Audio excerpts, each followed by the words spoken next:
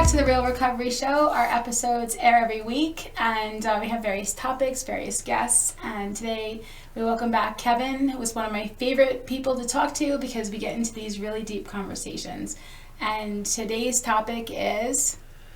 it's going to start off with putting people on a pedestal. So start off with putting people on a pedestal. And actually, it's funny because when you say that, I originally think of relationships, right? Like people talk about that. I remember when you were a kid, it's don't put that P on a pedestal, right? And but it's not. It shouldn't even be about that, really. But a lot of the times, I'm going to put this idea of what I want you to be, and if you're not that, it just kind of wrecks my whole world. Mm-hmm. And so I do that for a lot of people in a lot of different reasons. Mm-hmm. And the biggest issue for me, obviously, other than relationships, because I'm sure we could touch base on that a bit, but is the idea of putting someone else that's in recovery, or someone I believe has such great character on this high pedestal that they can't make mistakes. And then when I find out they do, like there was a girl one time, she was amazing in recovery. Amazing. Like she had read the Bible all the time, and I really appreciated that because I just can't get into it, right? But she can. And she showed up to all the meetings, and she was a part of, and she'd give people rides. And then all of a sudden she started dating this guy that was not, he had newcomer energy. Yeah, he just had newcomer energy. And so he ended up taking her car and totaling it, right, one day. And so she lost everything, and then he just went back to his life, and she was ruined, right? And when that happened, immediately, boom, I just didn't even want to deal with her anymore, right? Why? Because I thought she had such good recovery that I wanted to model myself after her. Like, because I wasn't attracted to her in any way. I wish I would have been, because that's how great of a character I thought she had. That I was like, oh, I wish I loved her. You know what I mean? But I just didn't. But I loved being around her, right? Because I felt that energy of the program.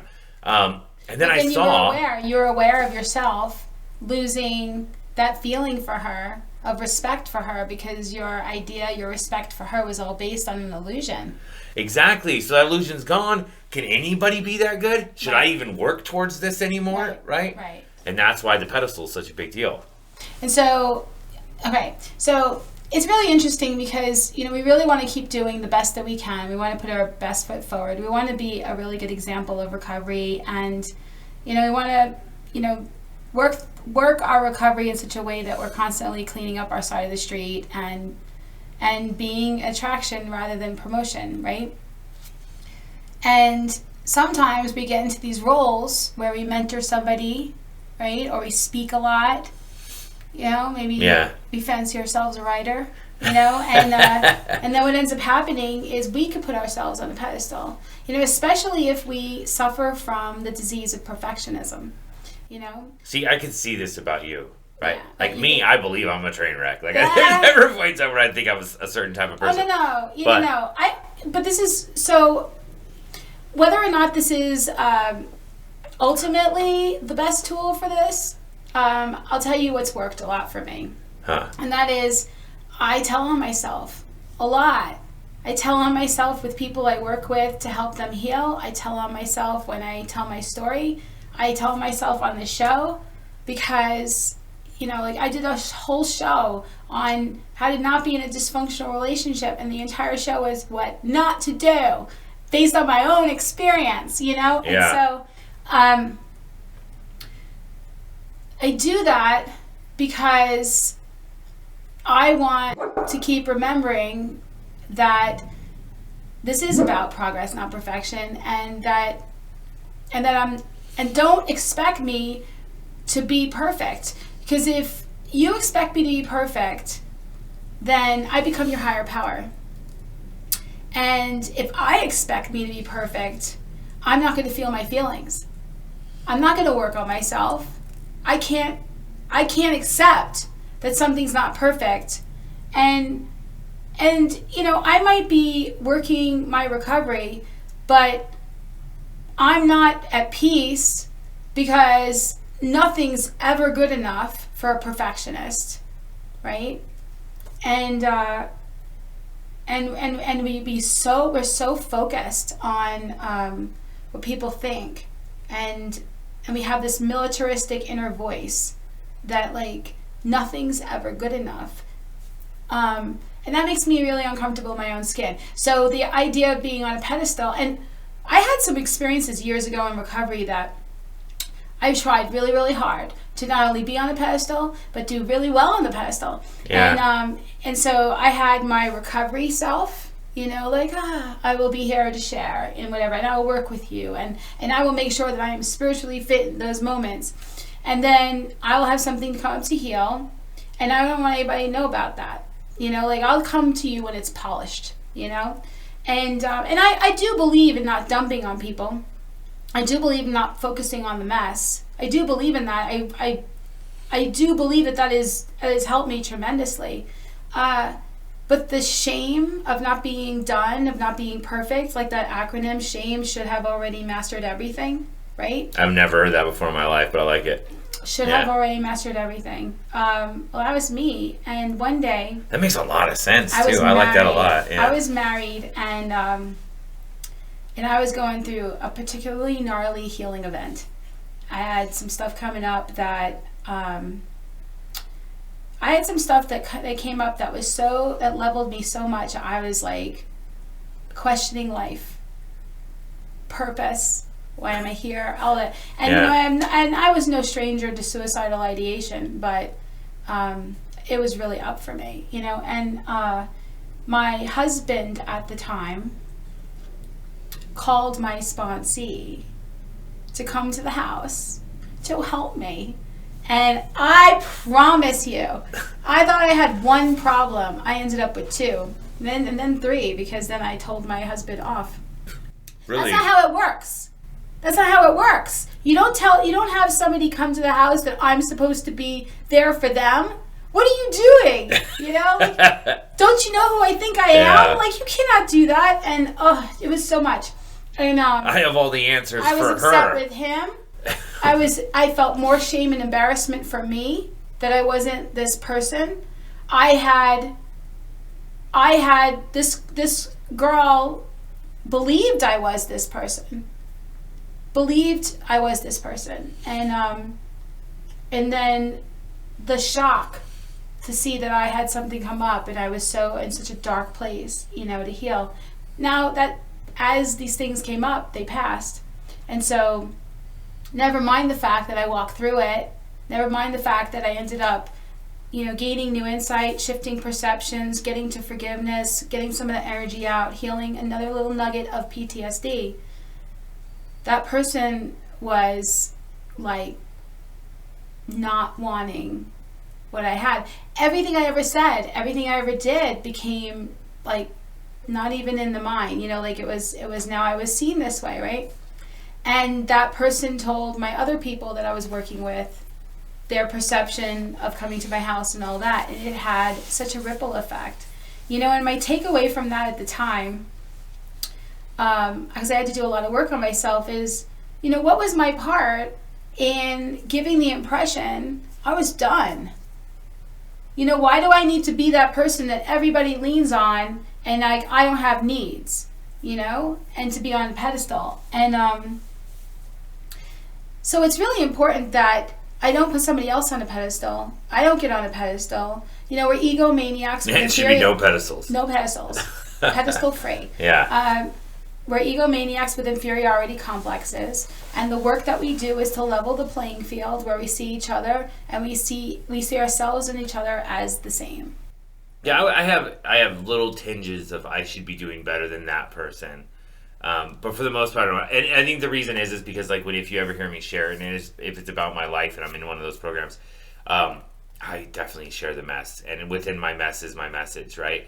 And that's how I get my experience, strength, and hope. And that's why a lot of the times when I'm working with people, and or even in places with people where they're talking about themselves, the reason they got so good in any program is because they had to make a whole bunch of mistakes to get there, right? One of my greatest stories that I've ever told was Adam and Eve. And when Adam and Eve were standing at the tree, and I remember I saw a National Geographic commercial, right, where the snake eats a piece of fruit off a tree, and I thought, snakes eat fruit? That's the craziest shit I've ever seen in my life. That was your takeaway. Yeah, I thought about it forever. So when I thought about that, I thought, where's the only other story where I've heard of snakes eat fruit? Because I'm like contemplating life right now and when I've ever could have possibly heard about this, and I thought about Adam and Eve. Anyways, so I was thinking one about Eve was looking at the tree, and she sees the snake eat a piece of fruit, and she's like, what the, why does the snake get to eat the fruit and I don't get to eat the fruit? She calls over Adam. She goes, look at the snake eating fruit. Nothing happened to it. And she's like, I'm going to do it. So she grabs a piece of fruit, and Adam's like, don't do it, Eve. And she takes a bite. She's like, nothing happened. And he's like, oh, well, I'm going to take a bite too. And he takes a bite. Well, at that point in time, normally the story says they get kicked out of the Garden of Eden, right? But I think personally that's when God realized that they could practice free will, and then they were gifted a new world, right? They had to pass that test, right? Because consciousness needs free will, and the only way you're going to practice free will is by making a mistake. So making mistakes is what allows us to be bigger, right, and better, and create new worlds for ourselves. And that's why through that story that I told myself in my head of that relationship is where I came up with that. But when I hear like someone like yourself, because you have the building, you do a lot of things in these programs. Like, people look up to you for that reason. You in your head could think, I have to hold that. I have to be true to them because they believe in me, right? And that's when you were telling me about the fact that you put yourself on a pedestal. It seems like naturally it would happen because you want the people that believe in you not to be disappointed, right? So my new pedestal is not the pedestal. My new my way of doing things now, and it's not perfect, which ironic is to whatever, is that I really don't. I want to put a voice to all the insanity. I want to be able to say, hey, this is an area I struggle in. Like, I want to be able to say, listen, I'm coming up on 25 years clean and sober off of drugs and alcohol in January, right? Really? Yeah. Dang, that's crazy. That's cool. And the perfectionist in me, you should be pretty close to perfect by now. I don't know what your deal is. I mean, I passed perfect, but like, when you pass perfect, So here's the thing. There are so many things that have happened in my life that if you would have told me these things were going to happen, I would have thought that would be horrible, And they turned out to be exactly what I needed. And the breakdowns I had, if you would have told me, you're going to like show your ass and you're going to be miserable, and people are going to know it, that's important, I've been like, no, I don't want people to see me that way. But if you knew that through that humility, through going through that experience, that you were going to be able to help people in a way that you didn't even realize you could. When you're perfect and you're trying to be perfect all the time, you're unreachable. You're you're not. Nobody can identify. Nobody can see themselves in you. Not if you're perfect and something intuitively doesn't resonate because it's not the reality. Because nobody is. What is perfect anyway, right? So something happens, and I think that's the most horrible thing that can happen. By me, to me, whatever. Then I have a breakdown, and then I have a breakthrough. And then I am now experiencing myself in a whole new way, experiencing the world in a whole new way, and it never would have happened had my ego not gotten offended. Had my ideas that I had based my serenity on my self-worth on hadn't been shaken. Had my snow globe just stayed perfectly still and all the snow in it in the exact same spot, I would have never known what was underneath it. I would never have, right? Case in point, I was married to somebody. I loved this person. He was my best friend. We were not sexually compatible. There were things that went on in that relationship where I definitely did not have, I did not have sex, and I wanted it, and this is nothing bad about him. This is stuff that he needed to heal and I needed to heal, coming up together for this perfect combustion, right? And it got so bad that, because I'm monogamous, I'm loyal, I've never cheated, and I'm in this relationship, that I cannot breathe, I can't do this, right? And I have these stories that are keeping me locked in, and he has these stories that's keeping him locked in to how we have to stick with this, the plan of this, no matter what, even though like parts of us were like dying and we weren't treating each other well. Neither of us were. You know, because I'm not a nice person when I don't have sex. You know? I mean, I haven't had sex in a second, so like maybe we'll just see. But anyway, I digress. I wasn't, and you know, and so the relationship ended up changing because we didn't want to break, we didn't want a divorce, so we ended up opening the relationship, and we ended up experiencing polyamory, which is the capacity to love more than one person. Right? It's not something that I thought that I would have or should have signed up for.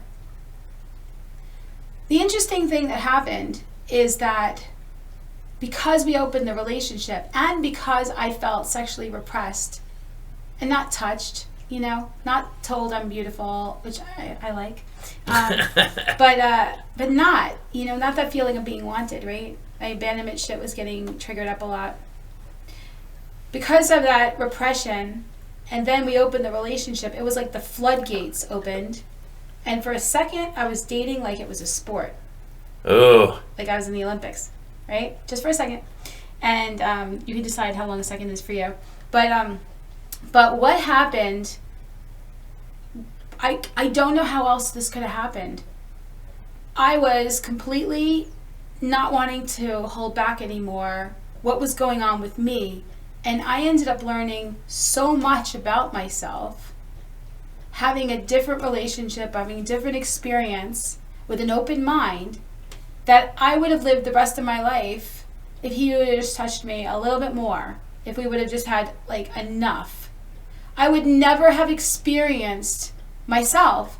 And through that experience, without getting into detail, you know, I ended up healing some trauma in those interactions, because I had this relationship with my husband where he was still my best friend and business partner, but then I also had these other things, and like I'm not polyamorous today. I'm back to monogamy, and I'm not obviously with my husband because I refer to him as my ex, but I'm grateful for that experience. I'm grateful, and I'm grateful because in the cracks, in the brokenness, in the clashing, in the conflict, it shakes up and it asks us to look at what we're really thinking, who we really are. So if we're trying to be perfect all the time, we're so focused then on the outside, or if we're needing somebody else to be perfect, we're wanting them to be our higher power because we don't want to take personal responsibility for our own lives, and we're scared of what we're going to find. There's something amazing that happens in recovery where it levels the playing field, and we realize that our higher power needs to be our higher power, and we need to see each other as equals, no matter what. You know, like, I don't care how much time sober or clean you are. You know, you have healed things I haven't probably not even healed yet. You have learned things I probably haven't even learned yet. And I have healed things you haven't healed yet, and learned things that you haven't learned yet, you know? And so we're just in different places in our journey, but we're equal. And so when I look for somebody to be a mentor to me, it's because I want to hear what they learned. But I don't, you know, my person that I speak to has like 40 something years sober, you know? And I love her. I can hear her, and I can hear God talk through her. I can hear what she has to say, but like I don't put her on a pedestal, you know. I don't. And the cool thing is, she knows I don't want to be on one either. I think the worst thing you could do is believe your own press. Yeah, well, and you know what, a great story and I don't know why I'm busting out so much religion right now, but there's busting out so much religion. Yeah. It says Jesus. I remember the Last Supper, right? And they're talking about the guy that screwed him over, right? Judah, was that his name? Judas? I forget. But this would be an area you probably know a little bit more than me. Yeah. So he's talking in this scene. The guy that screwed him over. Yeah, the guy that's ratting him out, and the reason he's about to get crucified. Mm-hmm. And so he's super angry. He goes, he says, and the guy that comes on me, my Father will have revenge on him, and he will burn in hell, or something like that. Obviously, I'm not that in depth with it, but I just remember hearing that in church and thinking to myself, that was like one of the times you see Jesus' character defects come in, because otherwise, pretty solid dude, right across the board, definitely inspired a world's worth of people to be better versions of themselves. Whether or not they did it, it's kind of up to them. But in that moment, right, he's realizing, that son of a bitch, all the things I did for all these people, and he still ratted me out. You know what I mean? And he's probably angry, and he's scared, and he's full of fear, and all these things, right? So even the best of us, right, if you listen to the tale, and I don't care if you're Christian or not, if Jesus was a real person and he did the things that he said he did, he's a awesome dude. It's like going looking at like Buddha or something else, you know what I mean? Just awesome guys. And for him to switch at the end and just be angry for that second, even if it was only for a second, shows that even the best of us can fall. Okay, I'm going to touch this. I am going to, and normally I don't get into the religious part of conversations so much, but I'm going to touch this because he's a perfect example of a pedestal, right? And then you see that, you know, he had the dark night of the soul, and you see that he had a moment where he struggled, and he had things that he, whatever, right? And then you see that he accomplished what we are trying to accomplish, right? Let's say, right? Where he has, you know, realized who he really is, that he's not a body, you know, that the body was up on the cross, but he's not that, you know, and that the whole purpose of that dialogue was the resurrection, not the crucifixion, you know, that who he really is a soul, who we all really are souls, right? So that what is accomplished in one person is potential in another. Absolutely. So when we say that, oh, I want what this person has in recovery, right? What we're saying is, I want what they have based on what they're doing, but I don't want to be them. No. So I'm not really, it's important because we can have unrealistic expectations of people to walk away a certain way, talk a certain way, and what are your expectations? Premeditated resentments. Yeah. Right? They're exactly. setups. That's exactly what I did with that girl when she got with that guy that wrecked her car. I thought so highly of her, it was ridiculous, and then I ended up making it up in my head, right, and all of a sudden be friends with her again. But prior to that, after it happened, like, I didn't even want to see her. I thought all that work you did and all that awesomeness that you were, you just gave away for some dude, and he wrecks your car. God, how ridiculous you must feel, right? That's all I could think about, dude. I'm judging her now because she should be judging herself if she's not, and that's all because of the pedestal. How do you feel now about her? Now she's fine. She's just one of my friends. I don't ever talk to her, but I mean, you know. So one of your friends you don't ever talk to? Yeah, I mean, she was one of my friends. She got with some dude, moved to Phoenix. We don't have any real reason to talk to each other. Like, we were friends. You know how it is in recovery. You have like a 6-month span. It feels like 3 years, right? You know, in any other area, you go outside of recovery and you look at any other area and you see this guy who's like this most amazing doctor, or maybe a surgeon, right? And he has all these, he's accomplished all this stuff, and there's a hospital with his name on it and yada yada, right? But maybe there's other areas of his life that's shit, you know? Yeah, like, I'm sure there is. Well, so I feel like that's true about all of us. Like, you see a woman, necessarily don't know who we're talking about, which is better for me, but because I identify with her, is like, you know, there are areas where I'm clear, you know, I can feel really clear, and I can get out of my own way, and I can really be helpful to another person, I feel, and let God speak through me, you know? And then I would have to say that romantic relationships, because of my crippling codependent thinking from my childhood stuff, I mean, that was one of my hardest classrooms, you know? One of my hardest classrooms has been relationships. Oh, yeah.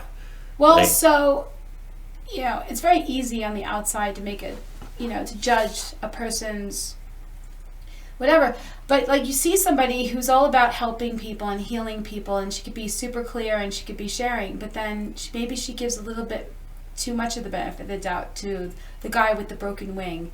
You know, maybe she is attracted to the emotionally unavailable person because she's historically been the one to bring it. Yeah. You know, maybe she's working out some stuff from her childhood. We're not talking about me. You might be. But maybe she's working out some stuff from her childhood in these relationships, you know, and you see her, and this is a great opportunity because here's this person who you put on a pedestal, and then you realize that she's not the person perfectly that you thought she was, but isn't that better? Because she's on a journey. You know, this is one thing that's helped me tremendously to know this, and this is what I have to keep remembering, is that everybody has two lives that they're living simultaneously, and we've talked about this. There's the soul life, their soul life, the one nobody knows about.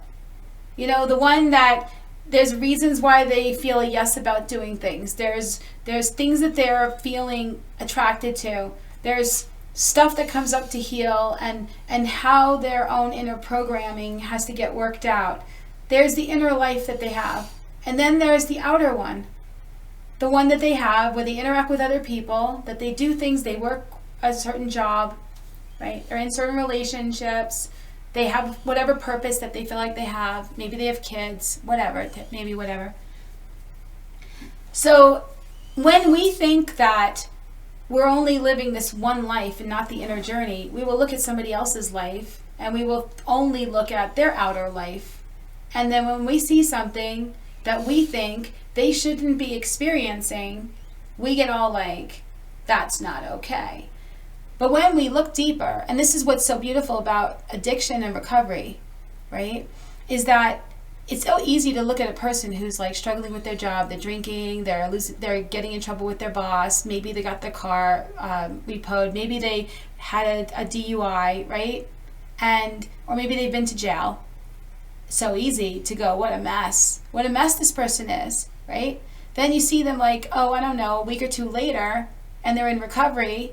And now they're having these realizations. They haven't gotten the car back or the wife back or the kids back or the job back or whatever, or their respect back. But they're on the right path now. And there's a light turning on, right? And you say, well, that's beautiful. Same person. And the journey to where they are right now, where you find them beautiful, was happening underneath it all, rumbling underneath it all, while they were using, while they were in the epitome of their own discord. There was this rumbling going on where they were uncomfortable in their own skin, and it was like they're trying to medicate it, and it's coming out sideways all over the place, through their pores, in their relationships, everywhere, until finally they have this eruption, this eruption that is the bottom, that gets them to a point this time where they're willing to do something different. And so it's important that we know, like if we put somebody on a pedestal, it's just a story. If we go on a pedestal, it's just a story. It's just our ego. That's all it is. Egos looking at egos. That's all it is. But when we can step back and we can realize that you have a whole life going on, Kev, that I don't even know about. Your fears, your thoughts, your stories, the meaning you give your relationship with your daughter, your job, your story about yourself, who you think you're supposed to be, your ideas about who you don't like about yourself, everything that you may not even ever share to people for them to even know that that's what's even going on, right? And so sometimes it comes out sideways, well into recovery, where we make a decision. It's not necessarily the best, right? Mm-hmm. We're not drinking or using drugs now, but we're doing something, Which actually brings up another really good topic, like the daily reprieve. Yeah. Good segue into that. Yeah, the daily reprieve recently has been a big deal for me, because I have to recognize that me not drinking or using today is not, I don't celebrate it, right? Mm-hmm. I should be grateful that I don't drink or use. I was just talking to somebody about me not smoking. It's been a year since Thanksgiving since I had a cigarette, right? Oh, nice. Yeah, that's what everybody says. And I miss smoking so bad. I did for a while, too. Yeah, I'm not excited about not doing it anymore. Someone's like, can't you taste food better? I don't think I need to taste food better, I already enjoy it enough, right? I did enjoy my walks with the cigarette. Like, I went to Walgreens and they were closed and they didn't open for another 30 minutes because I go to work early, right? So I'm like waiting for them to open, and I thought, well, what am I going to do? Stand out here like an idiot? Mm-hmm. I don't have my cigarette to light and walk around and smoke while I'm waiting for them to open, But little things like that. Anyways, but yeah, my daily reprieve now is from falling into unmanageability.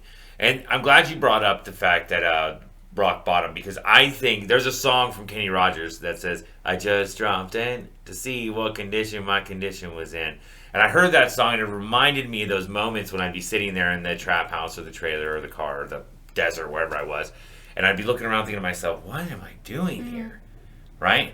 And then all of a sudden I would click into this thought, well, do I have any more dope? I do? All right. And then I go back into it, right? But there'd always be that moment of clarity just for a second where my soul got out just enough to get me to recognize where I was, right? But then I would just ignore and go back into it. But then there was one day sitting on that chair in that trailer park where my soul got out loud enough and it said, look at the people you surrounded yourself with, right? Get out of here. So I march off and I end up staying sober from that point forward, or clean from that point forward. But my daily reprieve now is just making sure that my life doesn't fall into unmanageability, because I can do that. I have to go to different meetings. I have to talk about it with different people. I have to have a higher power that I can pray to. Right? So unmanageability is an interesting topic, because like, what really is manageability? You know, my life is unmanageable whenever I try to manage it, and it means that I'm trying to manage it based on a story. You know, I come up with these ideas about, you know, here's Lisa, like as if I'm this little Barbie doll. Here's Lisa.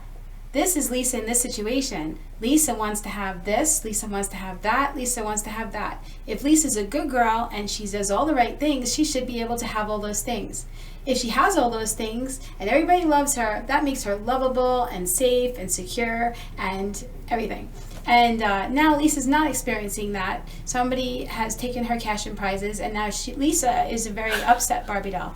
And so now let's look at Lisa and her unmanageable life. Well, what is unmanageable? Is it unmanageable that, you know, Ken's not talking to her? Or is it unmanageable because she's been running on a story? She's been running on self. She's been running on the idea. You know, I just did this, I just went to this event today for Vegas Stronger. Oh yeah, I saw your Instagram pictures and Facebook. Yeah. Oh my God, it was so good. And Dave Marlin was sharing, and wait, what is Vegas Stronger though? That's what I don't know what it is. It's like an outpatient. It's a program that really helps people to rehabilitate, and it's very much in alignment with sober living as well. And I'm going to do a show about all that. Anyway, what was I saying? I don't know. I got you sidetracked. I forgot. Okay, well, whatever. It'll come back. Yeah, it'll come back. But what's unmanageability? Yeah, what is it? Perfect. So Dave was sharing about his life before he got sober, you know, and all the shit that went on in his life. And he said this was his life when he woke up every morning. What am I going to get? You know, like, what am I going to get? What's in it for me? How do I protect me and mine? Right? And he said that was my life run by Dave. For Dave, all about Dave. And then he said, and then after, when he started getting into recovery, when he went through a rehab, when he went through all that stuff that he went through, and then ended up wanting to build for other people to go through. And he's done so many things to help people. Now you could tell, it's still, I'm sure there's a lot of for Dave in it, but a lot of it's a byproduct too of how much he's doing for God, for people, for helping people to heal.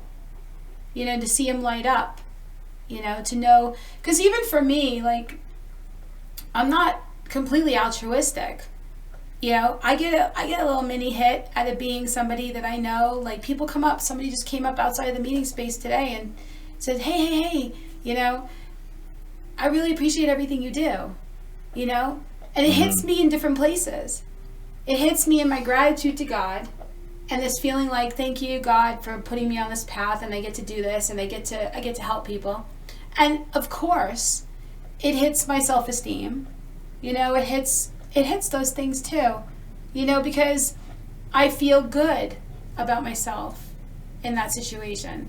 You know, but I'm not doing it just for that. You know, that's the difference. My life is unmanageable when I'm doing things for that, for just to get something. My life is unmanageable. It's never enough when I'm in the getting position. So what's a daily reprieve? What makes me really comfortable in my own skin? The alcohol and the drugs were just symptoms, right? Yeah. So what really makes me uncomfortable in my own skin is when I got it, or it's up to me, or I have to. and I can't, and I don't know if I can handle this. And then I see me and I see you, and I think that you need to be a certain way for me to be okay.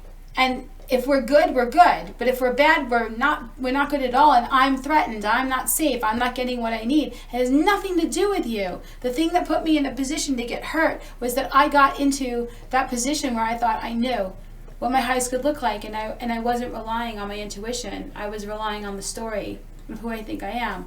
So when we say, I'm an alcoholic or a drug addict and my life is unmanageable, it's easy to assume that it's because I used alcohol and drugs that my life is unmanageable. But my life is unmanageable because I was using alcohol and drugs. Because of why I was using alcohol and drugs. Because I was uncomfortable in my own skin. Because of the thoughts I was thinking. Because of the way that I was running my life. Because of the people I was afraid of. Because of the guilt I was harboring. Because of the judgments I was keeping. Because of the shame. That's all in your thoughts. It's all your thinking. So my unmanageability, and that's the thing, because I don't feel like living in a trap house, right, or whatever, is unmanageable. I completely manage that just fine. I could be homeless, that is fine. I could lose my job, I could lose my house. None of that stuff really matters. But what does matter is there's a point in time where everything is so uncomfortable that I just don't know how I got here, right? Yeah. And I don't know what direction to go, and everything makes me uncomfortable, and there's no sort of solution in sight, and all I want is out of it, right? And that works for the most part to identify me with what my drug use was doing to me, what I thought my drug use was doing to me. So when my life became completely unmanageable and I hit rock bottom, that's when I got sober, because I realized that my life was not heading in the direction I want. Now, fast forward to now. So we got years down the road. I haven't drank or used in quite a few years. But my job isn't going so well. I can't make the money I need. Right. How am I going to pay my rent? How am I going to take care of my daughter? Who's going to send her to school? Right? Where am I going to drop her off for daycare? What if the people that watch her won't watch her anymore? I can't afford daycare anymore. All these things are happening. So now my life's starting to become unmanageable. Right? And in that moment is where I'm starting to slide back into it. Is that when it becomes unmanageable? Yeah, that's when my unmanageability kicks in. Right? No. Your unmanageability kicks in because your interpretation of all those things is based on you, and it's all up to you, and there's no God, there's no higher power, there's no nothing. It's all up to you. That's where the unmanageability starts, and then I start experiencing the unmanageability when I see, I'm not having enough money, because I don't believe that this is like it's all going to come out in the wash. I don't believe that it's okay, because I have situations where my ego can easily say I don't have enough money. Like I spend thousands of dollars a month on the meeting space, and then I don't even have enough money sometimes to buy clothes or whatever. Like I could think that, and then I have to realize, you know what? It's all going to come out in the wash. Like whatever's supposed to be. This isn't even up to me. Like it has to be that this God that I believe in, this higher power, has it. And then I shift my perception and I surrender and I turn it over, and my life is all of a sudden quite manageable, even though nothing changed. And that's the daily reprieve. A daily reprieve is having a shift in perception back. Yeah. The daily reprieve isn't making more money. We think it is.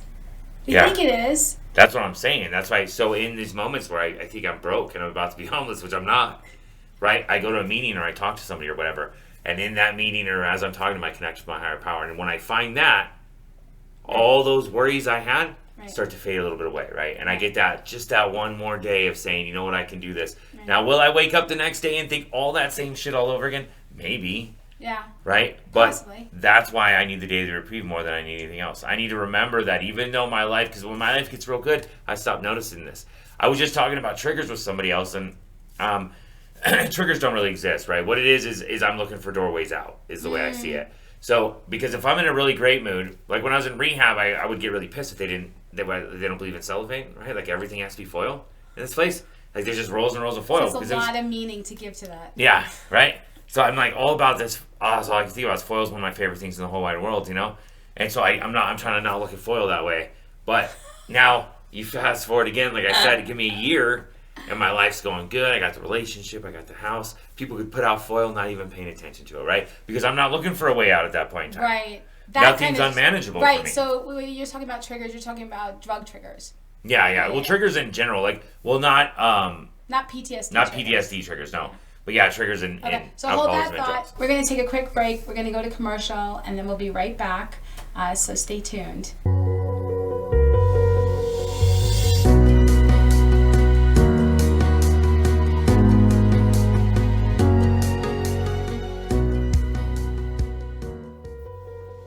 The meeting space is a facility with over 100 weekly recovery meetings for addiction from alcohol, drugs, sex, food, gambling, codependency, and PTSD.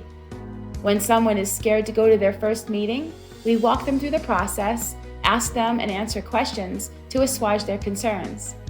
Many are court-ordered to attend, and we provide free court papers and teach them the process.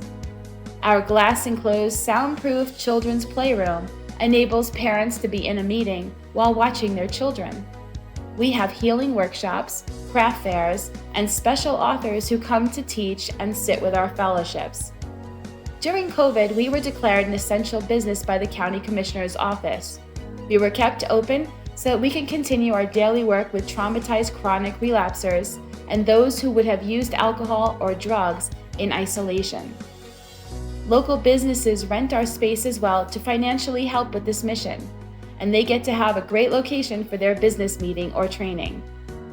The recovery store in the center of our facility provides literature, clothing, medallions, and custom gifts to encourage, aid in, and celebrate a person's recovery from alcohol, drugs, PTSD, or unhealthy behaviors.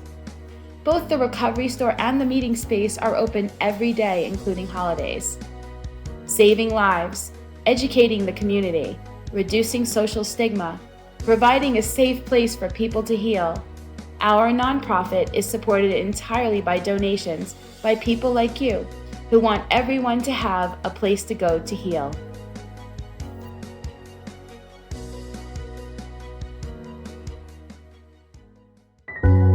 Stay tuned.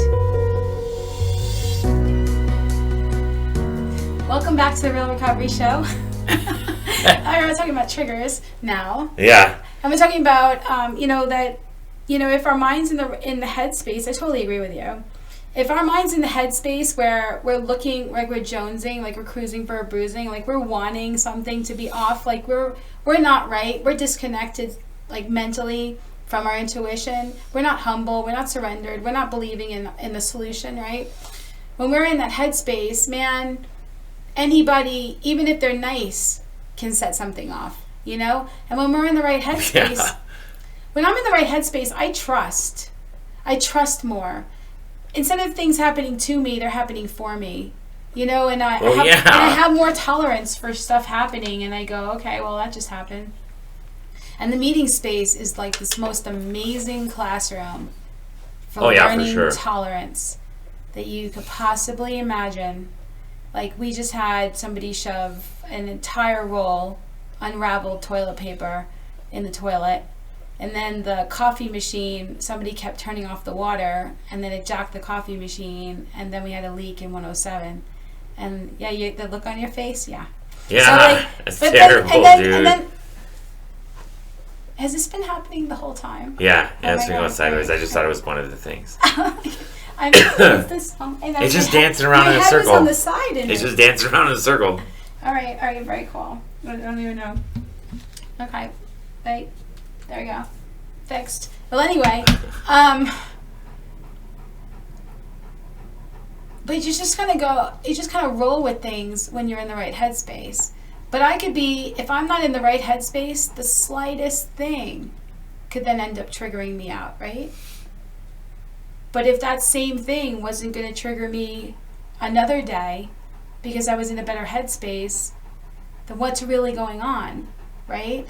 Yeah, that's it. That's what I tell people. If you find a trigger, you got to figure out what's wrong with you. Yeah, where's your head? Yeah. Where did you really put yourself in a position to get hurt? It wasn't necessarily the things you did, it was your thinking, the expectations, the conditions for peace, right? So, the daily reprieve, the road gets narrower, and you start to realize that, you know what? It's not the alcohol, it's not the drug, it's not the cigarettes, It's not the food, although sometimes you can still think it is. And it's not the guy, even though sometimes you can still think it is, or the girl.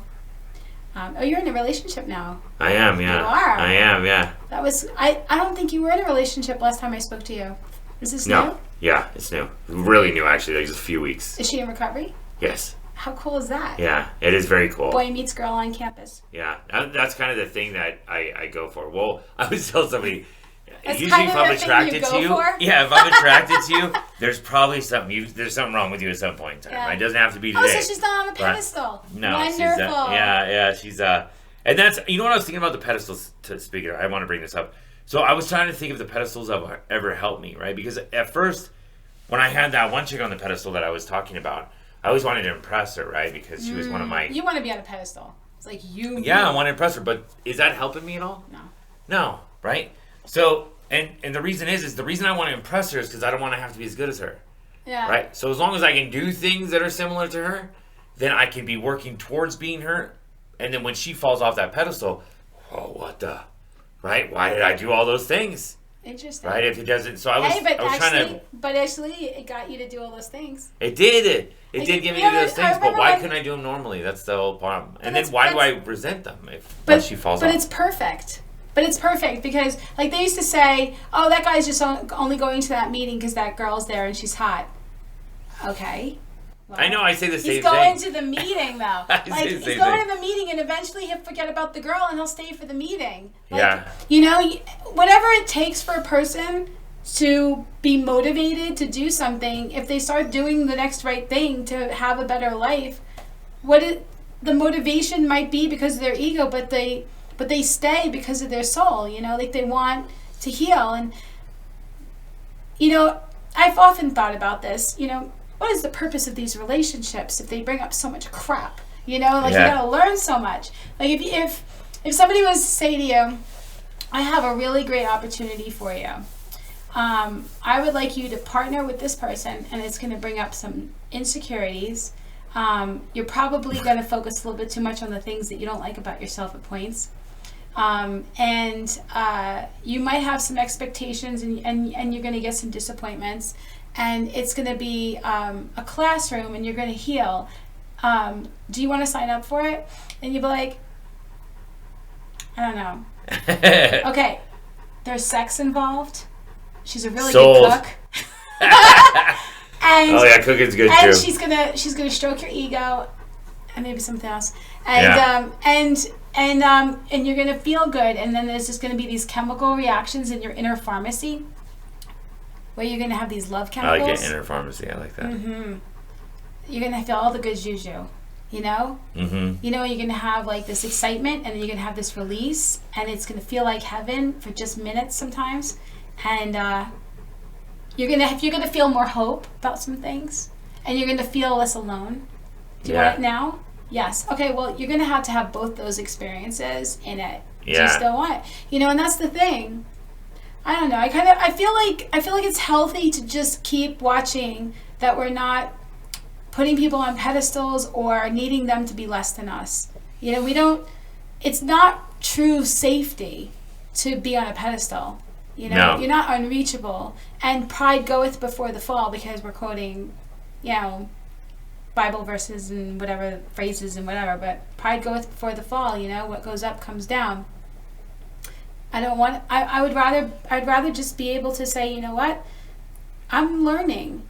I say this on a regular basis. I'm on a need-to-know basis. Yeah. I'm on a need-to-know basis. What do you mean? I do not know all the things. Oh. I have no idea what my highest good is. I have no idea what your highest good is, right? Yeah. I could think I know what you should be doing in your life, and I would be full of it. So I best not do that, because I don't even know what my highest good looks like. And when I think I do, and I lock into some idea of what things are supposed to be, I become really rigid, and it's all about me.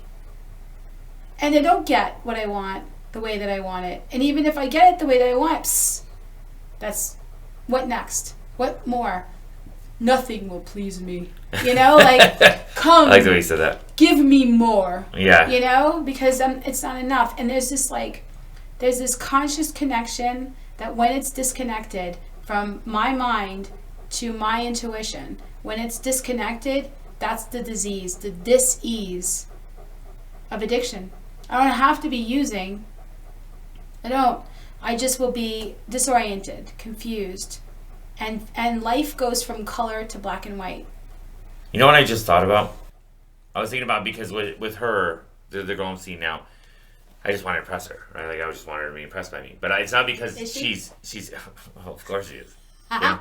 But it's not because I have her on her pedestal, but because she's my companion right now, and I want my companion to be proud of me. You know what I mean? Companion. Yeah, that's what I'm thinking about, right? So I was thinking about the rest of the room. So that old saying, they say group of drunks, right? And then they make that into their higher power, and it's hard. And I've said this plenty of times. The reason I can't make the group my higher power is because I've met them, right? And if I know who they are, I know that there's a lot of screwed up. Oh, yeah. You know, we all are screwed up in our own ways. Like you said before, some of us have healed on things other ones have not. Right? So we all have our positive influences. Yeah. But if I look at them all as companions, right, in this process, then I'll learn through their resentments and their regrets how they translated those into experiences, right? Because I'll see the strength in them. And that's why experience leads to strength, strength leads to hope, right? Because through that strength, I'll find hope in myself. So if I can make the room into my companions, right, then we can travel this road together. Everybody. Yeah. But I didn't do that in the beginning. I found those certain people. No, and it's hard, right? Especially when you first walk in that room, because you hear people that sound really, really good. Yeah. Right? Or you see people that are really, really well put together, or they have the job. Or like, especially if you're a dude, and you got some guy there that owns a business or is a lawyer, like he needs to be my sponsor because I need to be hanging out with the rich guys. Yeah. And then you realize that they suck, but no, I'm just kidding. No, my sponsor actually is one of those guys that I've never put on a pedestal because he's just like me. Right? He's just like me, and that's the reason I picked him as a sponsor. And if anybody asks me why I did that, like, is why I picked him specifically, is because the way he explained the things I needed to learn, I understood it. Mm-hmm. Right? Just the way he said it, I understood it because he explained it the exact way I would explain it to someone else, and now I do. And so that's why I kept him along. But there's going to be other people that maybe I get nervous around when I go to share something because I don't know what they're going to hear from me. Right? I want to make sure I make them laugh. Right? I want to make sure that I say something smart enough to inspire them to be better. You know what I mean? And stuff like that. It's way too much pressure on my ego. Yeah. When I share, I just say, talk to me and through me. I focus on what resonates and feels right to share, and then I pay attention. And when it's time to stop sharing, I will get this. You're done. Lisa, you're done. Lisa. And you know what's funny? If I share past the you're done, the share is bullshit after that. It's all like, yeah, so I just, to wrap it up, blah, blah, blah, blah, and it's because I don't want to shut up, but that's past... Well, yeah, because when you feel that spirit flowing through you, it feels good, dude. It feels really good. It does. But that's really the point, is to focus on what I'm sharing, not being the person sharing. Like not that I have to have somebody hear what I'm saying, just saying what really resonates, because we're speaking from our intuition, and the more we practice speaking from our intuition, the more connected consciously that we will be.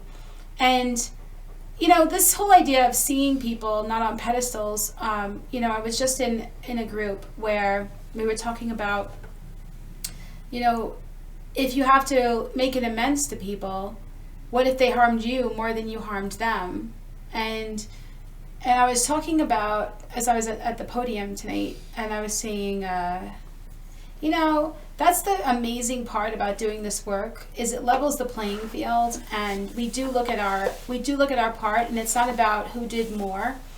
It's about really seeing that we're all fallible, and that we all can hurt people. We can all do things out of fear. We can all do that. And can I honestly tell myself that if I wasn't in the position my parents, for example, were in, thinking the things that they thought, having had the experiences that they had, can I honestly tell myself that I wouldn't have done what they did? I cannot. No, of course not. And when we're able to see them as another human, another soul having a human experience, right? Another person who may also be an addict, a codependent, or somebody with mental illness, PTSD or something, right? When we can see that, we then can switch from judgment to compassion. We don't have them on a pedestal.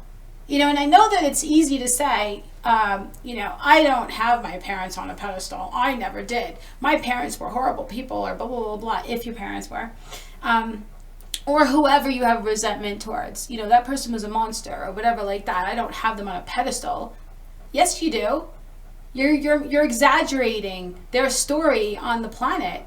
You're seeing them as without a soul. You're not seeing them as a human being. You're not seeking to understand, like St. Francis says. You're just judging based on who you think you would be in that situation, and you don't know. Because I don't know that you would think that you would be the person you ended up being based on the things that happened to you. And is that what you have your own regrets about the things that you've done. So unless you've been perfect, meaning without mistake, without fear, without hatred, without judgment, then we're all the same. We're all people who have the same feelings, trying to discover who we are in our own way. And whatever anybody's journey is, eyes on your own paper, because it's your journey that you're here to live. Did you ever see the movie Black Adam? No. It's with The Rock, and he's a superhero, and he's maybe I did. a very destructive superhero. He kills all the bad guys, and so these other superheroes show up. And like, you can't be killing bad guys, right? You're supposed to put them in jail. Oh. But then the people of the country, who's the bad guys he's killing, they're like, dude, these terrorists have had our country. And for years, have been torturing our people, murdering us, stealing our stuff. You've done nothing, right? But then this guy shows up and starts killing them all, saving us from these terrorists. And now you're showing up to stop him from killing the bad guys because you're not allowed to kill bad guys. But where were you when we were being enslaved by these people, right? And they go, well, you just can't kill bad guys. They're like, how about you just leave, right? And leave us to do what we're doing, right? So we see that what the story's saying is that from the point of view of the superheroes that think they're being noble, they're coming down trying to stop another superhero from killing a bunch of people, right? So they're doing their good deed. However, the people of I kind of think of Dexter.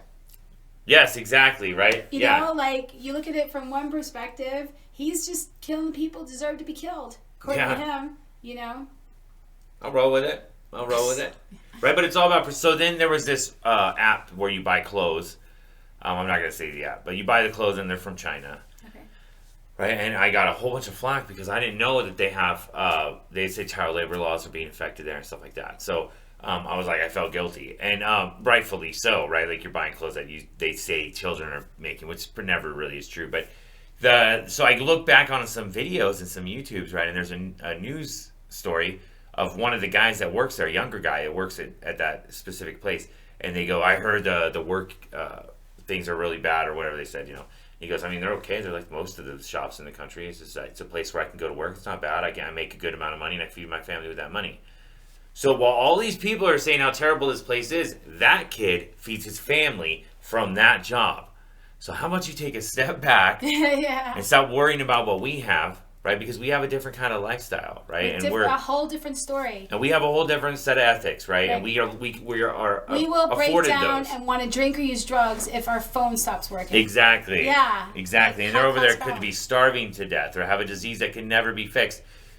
But I'm going to tell them I'm going to take away their only way to work because I don't believe that's ethical, right? But if that's the way they live, that's the way they live, right? So we cannot step in other people's shoes and tell them how we would experience it when we've never experienced that and don't have the life experience to show that.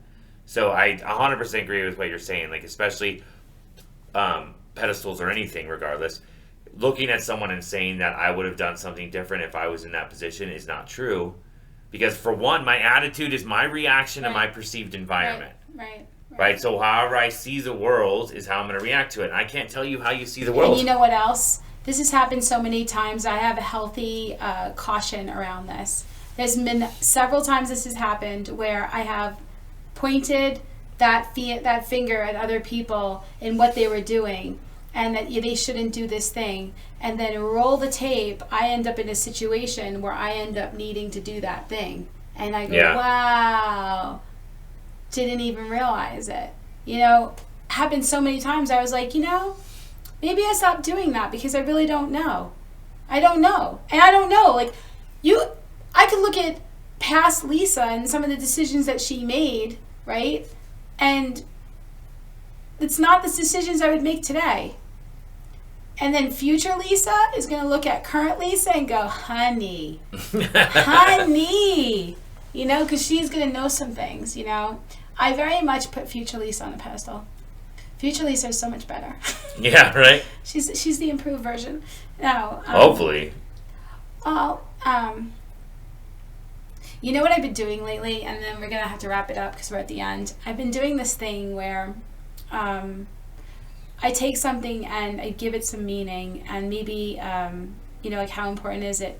Maybe I'm upset maybe, I'm triggered. Maybe something, is given a lot of meaning, this person in my life or the situation or whatever like that. And I do that tool that we have in recovery, like how important is it? Is it going to be important in 2 years? Kind of a thing. How important is it? You're even going to think about it in 2 years. But I've been doing something else where I think of future Lisa and I say, okay, I'm 52. Would 54-year-old Lisa be happy that I'm doing this? Or would she really wish I didn't do this? If I'm still doing this when I'm 54-year-old Lisa, would 54-year-old Lisa feel that that was a good thing?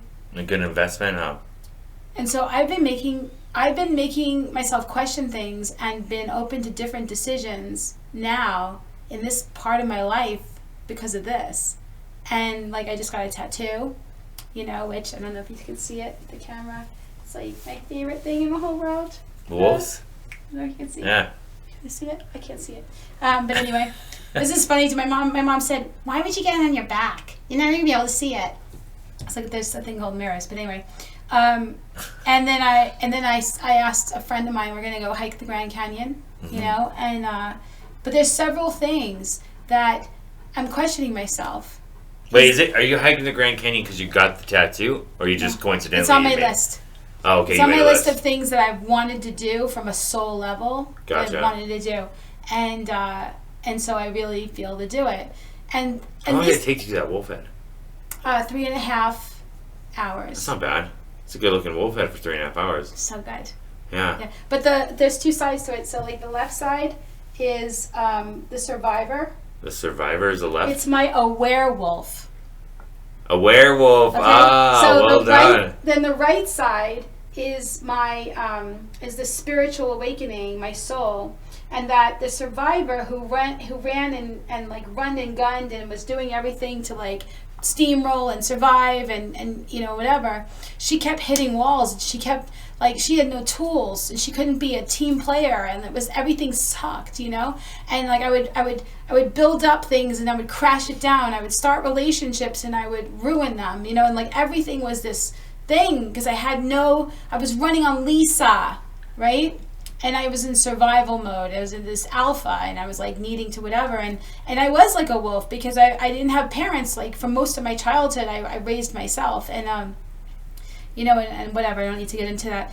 But it was through spiritual awakening after spiritual awakening and being around people who were also like learning how to be part of a pack and then learning tools and stuff that it became, it took all of what was built into the survivor and it used the assets of it.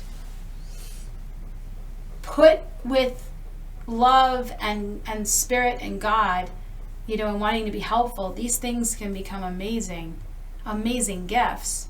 Not things that are meant to keep you away, but now things that are I can fight for us, kind of a thing. So anyway, I get to a place now, and my tool that I've been using a lot, like a mantra, is when I get to a place where I feel like my scars from before say, you can't do that, don't do that.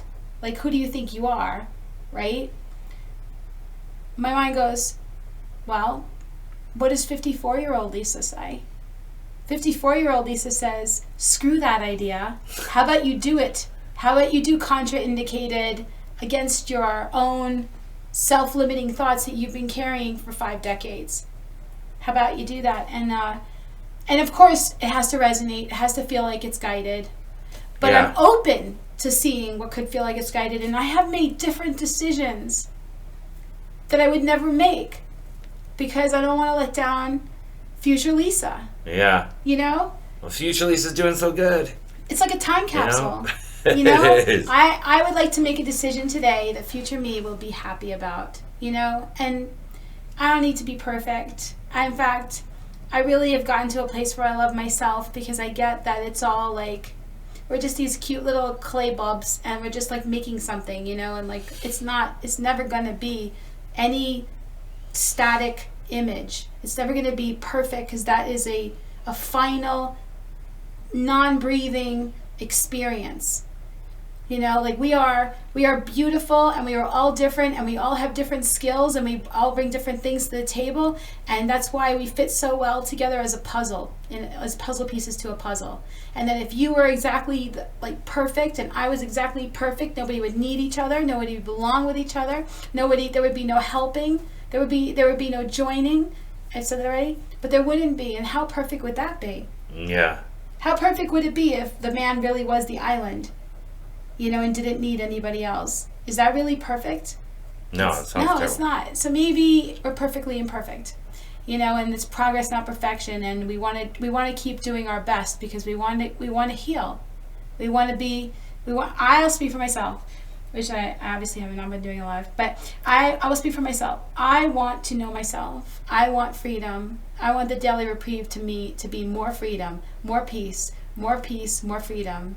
Yeah. That's my true daily reprieve, where it goes deeper and deeper and deeper, and I'm like, and I feel satisfied. Well, that's it, right? Actually, I'm glad you said that, because that would probably be the end game goal for me as well. The daily reprieve right now is just not feel crazy, right? For one more day. Right. But then to eventually feel peace and but serenity. if something comes up to heal, every day, to capitalize on it, and to learn the lesson.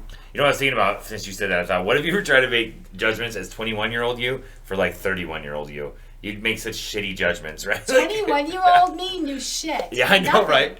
21-year-old me would be like, I know what I want. At 31, I'm going to want my own house with a cake in the living room, right? And I can live on nothing but futons.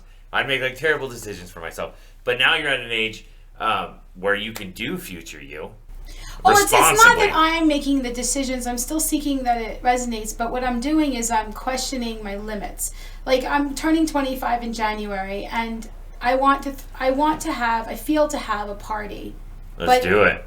There's a story in my mind that I shouldn't do that. Do you, like, why would you want to do that? You know, like, why do you have to do that, Lisa? Why do you have to be that person? And I heard that story. It was in my own voice. I heard it. And then I said, I know who you are. You're some script. I've heard you many times. I've heard you many times say, don't do it. And I was like, you know what? I hear you. And I think that because you said that, I'm going to do it anyway. Because I don't want you running my life. I don't want the story of Lisa, with all of her limitations and whatever, running my life. Actually, I needed to hear that today. I'm glad you said that. I'm glad. Yeah. Okay, awesome. Then it's good that we ran over. All right. Well, thank you so much for coming on the show. I always love these conversations. And thank you for listening. And if you have any ideas or anything that you would like us to talk about, definitely write to us, catch us on Facebook or anything, and let us know, because we like to talk. We do. It's one of my favorites. And if you're feeling like you want to be on the show and you have something that you really want to say, and maybe some experience, strength, and hope, and something that you've overcome, definitely hit me up. Let me know. And so go to themeetingspace.com. That's themeetingspace.com. And you can see all of our shows listed there, but we're on so many platforms now. So you can just look for The Real Recovery Show. Cool. All right. Thank you. Thanks. See you next week.